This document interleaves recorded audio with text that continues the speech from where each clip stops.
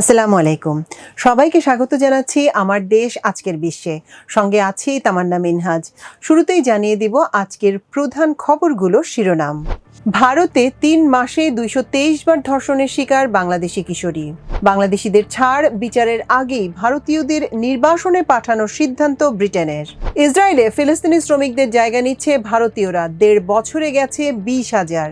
সিন্ধু চুক্তির উপর ভারতের স্থগিতাদেশ অবৈধ, আন্তর্জাতিক আদালতের রায়। বাংলাদেশ ঋণের ২৬০ কোটি টাকা ফেরত দেয়নি, দাবি করল পাকিস্তান। যুক্তরাষ্ট্রের ওপর থেকে ২৪% শুল্ক প্রত্যাহার করল চীন। দর্শক, শুনছিলেন আজকের খবরগুলোর শিরোনাম। চলুন জেনে নেওয়া যাক বিস্তারিত। ভারতে পাচারের শিকার হওয়া বাংলাদেশের এক কিশোরী ৩ মাসে অন্তত ২২৩ বার ধর্ষণের শিকার হয়েছে। বিবিসি বাংলার প্রতিবেদনে উঠে এসেছে গা শিউরে ওঠা এ তথ্য।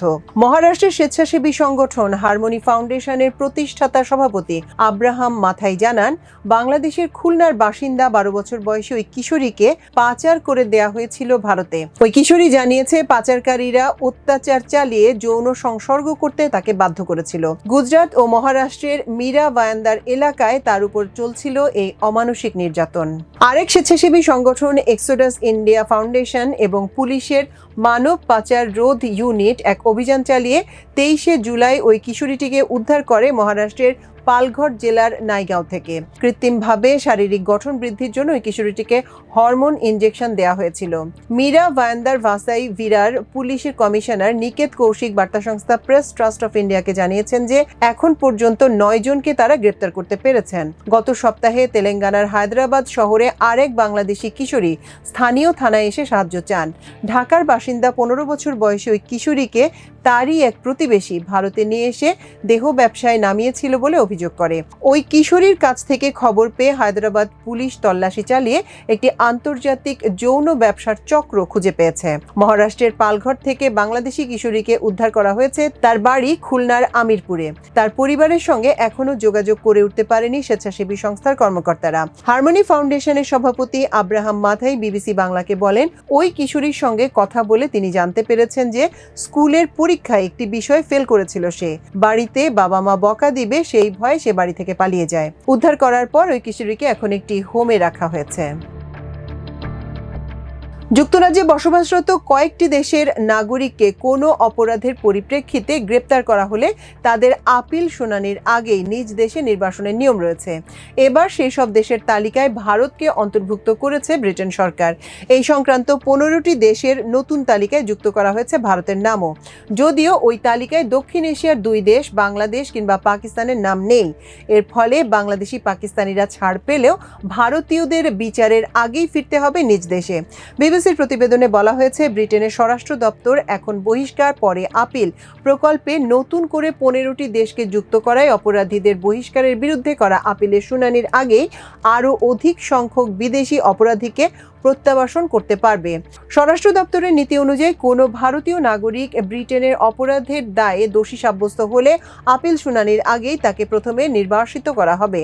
অর্থাৎ নির্বাসন সিদ্ধান্তের বিরুদ্ধে আপিল করে সেই ব্যক্তির নির্বাসন বিলম্বিত করতে পারবে না এবং তিনি ব্রিটেনে থাকতে পারবেন না। যুক্তরাজ্য সরকার বলেছে, কারাগারের উপর চাপ কমানো এবং অপরাধ সম্পর্কে জনসাধারণের উদ্বেগ প্রশমনই এই নীতির লক্ষ্য। ইসরায়েলি ফিলিস্তিনি শ্রমিকদের শূন্যস্থান পূরণে ২০২৩ সালের ৭ অক্টোবরের পর থেকে এখন পর্যন্ত ২০,০০০-এর বেশি ভারতীয় শ্রমিক দেশটিতে গেছে, এমনটাই জানিয়েছে ভারত সরকার। গাজায় ইসরায়েলের চলমান অভিযানের মধ্যেই এ খবর প্রকাশ্যে এলো। এটি আন্তর্জাতিক পরিমণ্ডলে ইসরায়েলের প্রতি চাপ বাড়ার সময় ভারতের গুরুত্বপূর্ণ ভূমিকা তুলে ধরেছে। মধ্যপ্রাচ্য কেন্দ্রিক সংবাদ মাধ্যম মিডল ইস্ট আই এর খবরে বলা হয়েছে, গত সপ্তাহে ভারতের পার্লামেন্টে দেশটির পররাষ্ট্র প্রতিমন্ত্রী কীর্তি বর্ধন সিং এক আইন প্রণেতার প্রশ্নের জবাবে জানান, ২০২৩ সালের নভেম্বর থেকে ২০২৫ সালের জুলাই পর্যন্ত অন্তত ২০,০০০ শ্রমিক ইসরায়েলে গেছেন। কীর্তি বর্ধন সিং জানান, এর মধ্যে ৬,৭৩০ জন নির্মাণ শ্রমিক, ৪৪ জন পরিচর্যাকারী ভারতীয় ও ইসরায়েলের মধ্যে স্বাক্ষরিত দ্বিপক্ষীয় চুক্তির আওতায় গেছেন। এছাড়া বেসরকারি চ্যানেলের মাধ্যমে ৭,০০০ জন পরিচর্যাকারী এবং ৬,৪০০ জন নির্মাণ শ্রমিক ইসরায়েলে পৌঁছেছেন। ভারতকে সিন্ধু নদের পানি বন্টন চুক্তির উপর স্থগিতাদেশ তুলে নেয়ার নির্দেশ দিয়েছে নেদারল্যান্ডস ভিত্তিক আন্তর্জাতিক সালিশ আদালত বা permanent court of arbitration PCA. গত ৮ আগস্ট এই ঘোষণা করেছে পিসিএ। আদালত আরও বলেছে, চুক্তির মূল নথির সঙ্গে সামঞ্জস্যপূর্ণ নয় এমন কোনো স্থাপনাও, যেমন জলবিদ্যুৎ কেন্দ্রের জন্য বাঁধ বা এ জাতীয় স্থাপনা, সিন্ধু নদ কিংবা সিন্ধুর সঙ্গে সম্পর্কিত কোনো নদ নদীতে স্থাপন করা যাবে না। গত 22শে এপ্রিল ভারতের জম্মু কাশ্মীর রাজ্যের পেহেলগামে ভয়াবহ এক জঙ্গি হামলায় 25 ভারতীয় এবং একজন নেপালি পর্যটক নিহত হয়। এর জন্য ভারত শুরু থেকেই পাকিস্তানকে দায়ী করে আসছে। পেহেলগামে হামলার পর তাৎক্ষণিক প্রতিক্রিয়া হিসেবে সিন্ধুর পানি বন্টন চুক্তি স্থগিত করে ভারত। এর ফলে পাকিস্তানের 3 নদী সিন্ধু, চেনাব ও ঝিলমের পানি প্রবাহ ব্যাপকভাবে হ্রাস পায় এবং গুরুতর ঝুঁকির মুখে পড়ে দেশটির কৃষি উৎপাদন। ভারত সিন্ধু পানি বন্টন চুক্তি স্থগিত করার পর আন্তর্জাতিক সালিশ আদালতে মামলা করে পাকিস্তান। 8ই আগস্ট সেই মামলার রায় দেয় আদালত। সিন্ধু পানি বন্টন চুক্তি স্থগিতের পর ভারতের কেন্দ্রীয় স্বরাষ্ট্রমন্ত্রী জানিয়েছিলেন, জলবিদ্যুৎ উৎপাদনের জন্য এই নদে ভারতের অংশের উপরে বাঁধ নির্মাণ করা হবে। আদালত এই বিষয়ে নির্দেশনা দিয়েছে। রায়ে বলা হয়, ভারত যদি সিন্ধু নদের উপর বাঁধ বা এ জাতীয় কোনো স্থাপনা নির্মাণ করতে চায় তাহলে অবশ্যই তা চুক্তির শর্ত মেনে এবং চুক্তির সঙ্গে সামঞ্জস্যপূর্ণভাবে করতে হবে। আন্তর্জাতিক সালিশ আদালত এই রায়ের পর ভারত এখন পর্যন্ত কোনো প্রতিক্রিয়া দেখায়নি, তবে পাকিস্তান স্বাভাবিকভাবেই এই রায়কে স্বাগত জানিয়েছে। গতকাল সোমবার এক বিবৃতিতে পাকিস্তানের পররাষ্ট্র মন্ত্রণালয়ের পক্ষ থেকে রায়ের প্রতিক্রিয়ায় বলা হয়েছে, গত 8 আগস্ট আন্তর্জাতিক সালিশ আদালত সিন্ধু পানি বন্টন চুক্তি ইস্যুতে যে রায় দিয়েছে তাকে স্বাগত জানাচ্ছে পাকিস্তান। আদালত ভারতকে সিন্ধু নদের পানি বয়ে যেতে দেওয়ার নির্দেশ দিয়েছে। পাশাপাশি এই নদের উপর বাঁধ নির্মাণের ক্ষেত্রে মূল চুক্তির শর্ত স্মরণে রাখারও আহ্বান জানিয়েছে। 5টি দেশকে ঋণ হিসেবে দেয়া $304.5 মিলিয়ন আদায় করতে হিমশিম খাচ্ছে পাকিস্তান। দেশটির সরকারি অডিটে বেরিয়ে এসেছে এমন তথ্য। এই 5টি দেশের মধ্যে বাংলাদেশেরও নাম রয়েছে। পাকিস্তানের সংবাদ মাধ্যম শামা টিভি মঙ্গলবার এক প্রতিবেদনে বলেছে, সরকারি অডিটে দেখা গেছে 5টি দেশের কাছ থেকে কয়েক দশক পুরনো ঋণের অর্থ আদায় করতে পারছে না পাকিস্তান। কয়েক দফা কূটনৈতিক ও আনুষ্ঠানিক প্রচেষ্টা সত্ত্বেও গত 40 বছর ধরে এসব ঋণ অমীমাংসিত অবস্থায় আছে। অডিটের তথ্য অনুযায়ী পাকিস্তান থেকে ঋণ এখনো ফেরত দেয়নি শ্রীলঙ্কা, বাংলাদেশ, ইরাক, সুদান এবং গিনি-বিসাও। 1980 ও 90 সালের দিকে রপ্তানি ঋণের মাধ্যমে এসব অর্থ দেওয়া হয়েছিল।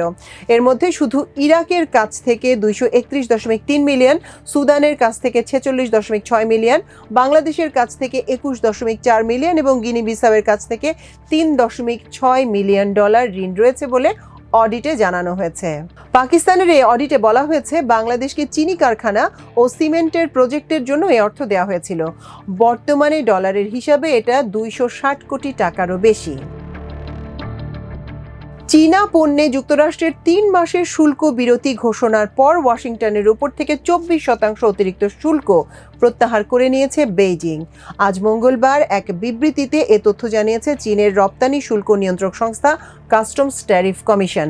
তবে এই প্রত্যাহারের মেয়াদ থাকবে 90 দিন, অর্থাৎ শুল্ক বিরতির মেয়াদ যতদিন থাকবে ততদিন বেইজিং এই প্রত্যাহারের আদেশও কার্যকর থাকবে।